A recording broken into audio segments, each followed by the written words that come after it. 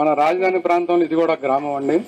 దాదాపు ఇక్కడ రైతు కూలీలు పెన్షన్ గత 10 సంవత్సరాల నుంచి ఇస్తా ఉన్నారు. కానీ ఈయన వచ్చిన కాడి నుంచి దీన్ని పూర్తి వారికి కూడా ఇంకొక 5 సంవత్సరాల పాటు మీరు దాన్ని పొడిగించే విధంగా, అలాగే రాజధానిలో యాన్యుటీ ఆ కౌలు అనేది ఇంతవరకు అభివృద్ధి చెందలేదు. 3 రాజధానులు పెట్టి ఈయన ఎంత అరాచకం చేస్తున్నారు.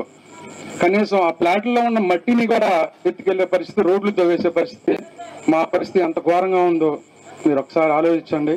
అలానే ఇంకొక 5 సంవత్సరాల పాటు మాకు ఇచ్చే యాన్యుటీని పెంచి రాజధాని మీరు వస్తే క్లారిటీగా అభివృద్ధి చెందుతుంది. దాంట్లో మాకు ఎటువంటి లేదండి.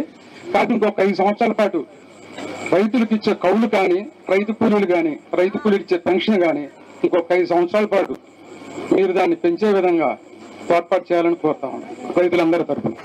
మన రాజధాని అనేది తప్పకుండా ఇక్కడ మన మంగళగిరికి, మన అమరావతికి మళ్ళీ తిరిగి వస్తుంది. ఈ కమిట్మెంట్ ఇచ్చేది కేవలం చంద్రబాబు నాయుడు గారే కాదు, ఈ రోజు అమిత్ షా గారు కూడా ఆయన స్పీచ్ లో చెప్పటం జరిగింది. తప్పకుండా వస్తుంది, మంచి రోజులు వస్తాయి.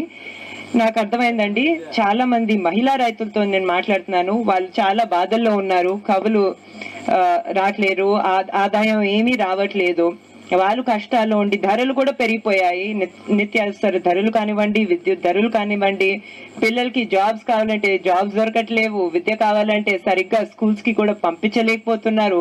మీరు చెప్పినట్టు ఉన్న పెన్షన్స్ ని కూడా బిల్లు కట్టలేకపోతే కట్ చేస్తున్నారు. రేషన్లు సరిగా రావట్లేవు. వాళ్ళు చాలా బాధలో ఉండి కూలి పనులు చేసుకుంటున్నారు. ఈ రోజు పని దొరికితే రేపు దొరకట్లేదు. సో తప్పకుండా మన రాజధాని ఇక్కడికి వస్తుంది, అందరూ బాగుపడతారు. మీరు ఇచ్చిన సజెషన్ కూడా నేను నారా చంద్రబాబు నాయుడు గారికి చెప్తానండి.